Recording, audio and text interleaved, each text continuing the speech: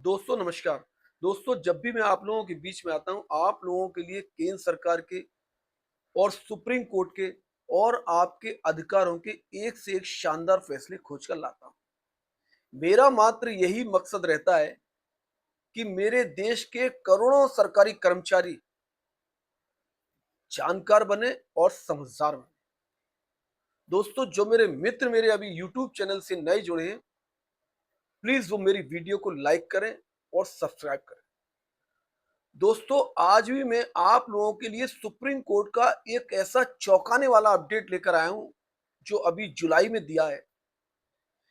देश के जितने भी राज्य सरकार के हो या केंद्र सरकार के हो सरकारी कर्मचारी हैं, उनके परिवारों में ज्यादातर एक संग्राम छिड़ा रहता है कि अगर पिता एक्सपायर हो जाए ऑन ड्यूटी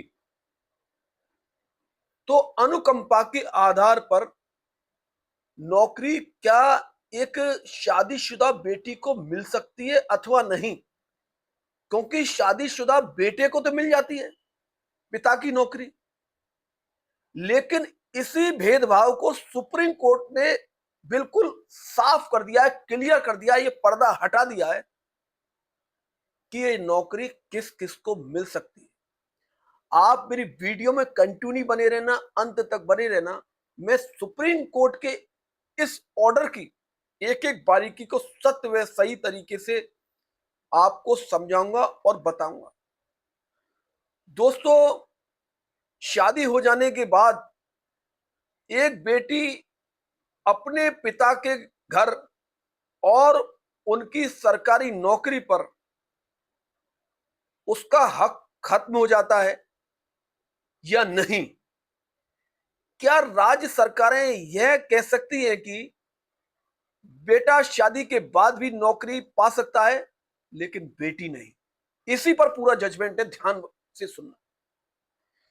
सुप्रीम कोर्ट ने 2026 के अपने ऐतिहासिक फैसले में इस सोच को पूरी तरह से खारिज कर दिया है कि अगर आप एक सरकारी कर्मचारी हैं या आपके परिवार में बेटियां हैं तो यह फैसला आपके लिए जानना बेहद जरूरी है। फिर मैं आपसे कह रहा हूं दोस्तों, सबसे पहले केस की कानूनी जानकारी नोट कर लीजिए आप, ताकि आप इसे कोर्ट या विभाग में इस्तेमाल कर सकें।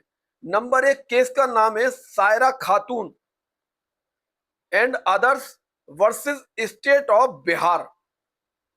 नंबर दो है, जो फैसले की तारीख है, बड़े बारीकी से पॉइंट बाय पॉइंट बता रहा हूं। 23 जुलाई 2026 को यह फैसला किया गया है। और नंबर तीन है, यह फैसला जिस खंडपीठ ने दिया है उनके माननीय न्यायाधीश का भी आपको नाम बता रहा हूं, जस्टिस एम सुंदरेश और जस्टिस प्रसन्ना वी वराले। इन दोनों माननीय न्यायाधीशों ने इस फैसले को अंजाम तक पहुंचाया है। दोस्तों अब समझते हैं कि मामला क्या था। बिहार सरकार के एक कर्मचारी की सेवा के दौरान मृत्यु हो गई। उनकी बेटी ने अनुकंपा के आधार पर नौकरी के लिए आवेदन किया, लेकिन बिहार सरकार की 10 दिसंबर 2014 की नीति के तहत बेटियों में केवल तलाकशुदा या परित्याग बेटियों को ही नौकरी का पात्र माना जाता था।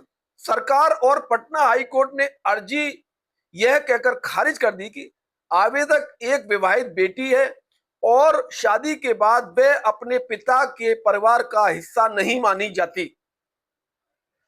सुप्रीम कोर्ट ने पटना हाईकोर्ट के आदेश को रद्द करते हुए तीन ऐतिहासिक बात कही। ध्यान से सुनना क्या कहा। नंबर एक, बेटे और बेटी में भेद असंवैधानिक। सुप्रीम कोर्ट ने दोहराया कि बेटा शादीशुदा हो तो उसे नौकरी मिल जाती है, लेकिन बेटी शादीशुदा हो तो इनकार कर दिया जाए। यह संविधान के अनुच्छेद 40 समानता का अधिकार का सीधा खुला उल्लंघन करता है। नंबर दो, शादी से बेटी का नाता खत्म नहीं होता। कोर्ट ने सरकार के इस तर्क को खारिज किया कि शादी के बाद बेटी अपने मायके का हिस्सा नहीं रहती। कोर्ट ने कहा कि यह एक रूढ़िवादी और पितरासुत सोच है, ऐसा कुछ नहीं है। नंबर तीन, तकनीकी से न्याय नहीं रुकेगा। कोर्ट ने कहा कि अनुकंपा नियुक्ति एक कल्याणकारी योजना है। विभागों को हाइपर टेक्निकल रवैया छोड़कर जरूरतमंद परिवार की मदद आगे आकर करनी चाहिए। सुप्रीम कोर्ट ने बिहार सरकार को आदेश दिया कि वे 8 सप्ताह के भीतर बेटी के आवेदन पर योग्यता के आधार पर विचार करें। इस फैसले का असर सिर्फ बिहार पर ही नहीं बल्कि पूरे देश के केंद्र और राज्य सरकार के कर्मचारियों पर पड़ेगा। जहां अब तक विवाहित बेटियों को अनुकंपा नौकरी से बाहर रखा जाता था। आपकी क्या राय है?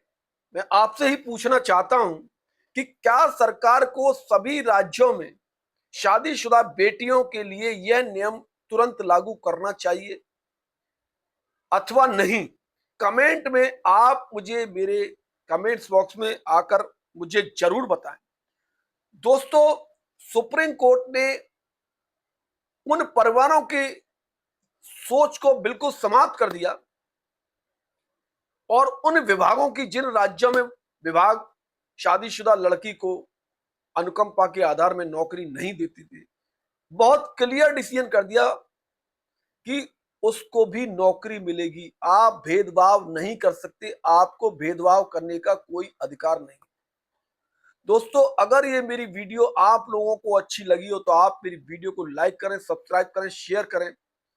और अगर आप कोई कानूनी जानकारी मुझसे चाहते हैं तो आप मेरे कमेंट्स बॉक्स में बेधड़क लिख सकते हैं।